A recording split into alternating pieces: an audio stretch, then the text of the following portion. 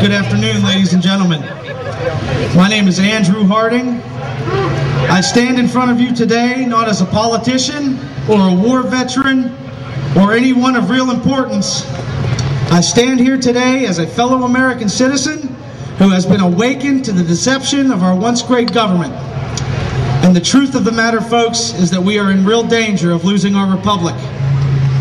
As our mountain of debt is set to double under the new $3.6 trillion budget, we have to ask ourselves, is public spending the answer to prosperity? No, it is not. Public spending has and always will be the answer when the question is, do we want a socialistic nation? The government has now spent trillions of dollars, our dollars, bailing out the auto industry, insurance industry, banks, and mortgage companies for what? Have any of you seen a difference in your everyday struggles of your financial well-being? No. I look at my paycheck and I see a lot of money missing.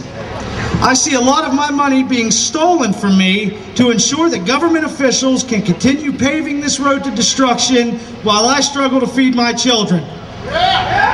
I see everyday men and women disgusted by massive government pork projects that benefit everyone except the people footing the bill.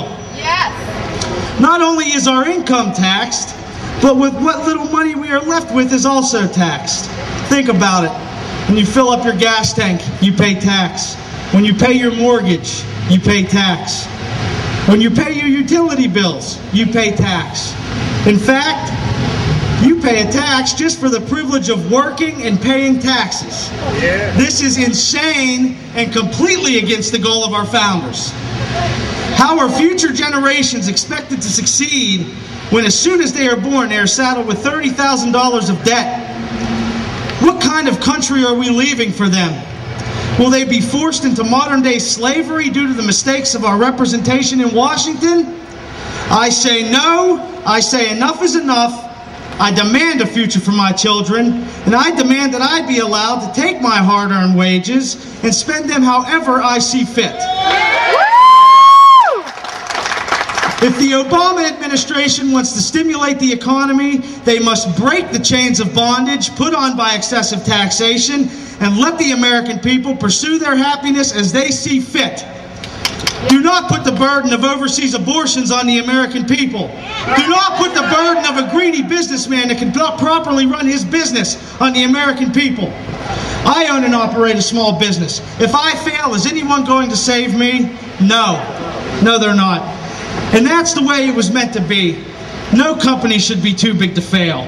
If you fail in this country, you have the freedom to pick yourself up, learn from your mistakes, and try again. That's the beauty of living in a free nation. Big government waste and massive budget plans are not the answer to ensure our republic's free state. The American people need to wake up and realize that if this continues, we will without a doubt see the fall of our once great civilization. The power lies with you, the people of this country. Do not settle for mediocrity out of your elected officials. Demand that they side with the constituents of their respective districts. Let your representatives know that you are angry over their endorsement to massive government bailouts and that you did not elect them to steal or approve of your money being stolen. Stand up for yourself and your rights and never let anyone tread on them.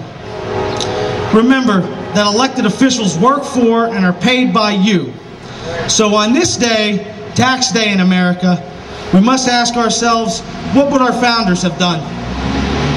Would they have approved a $3.6 trillion budget? No. Would they have approved earmarks and pork barrel spending? No. Would they be bought and paid for by lobbyists? No. I say, where's my receipt? Because I want my money back.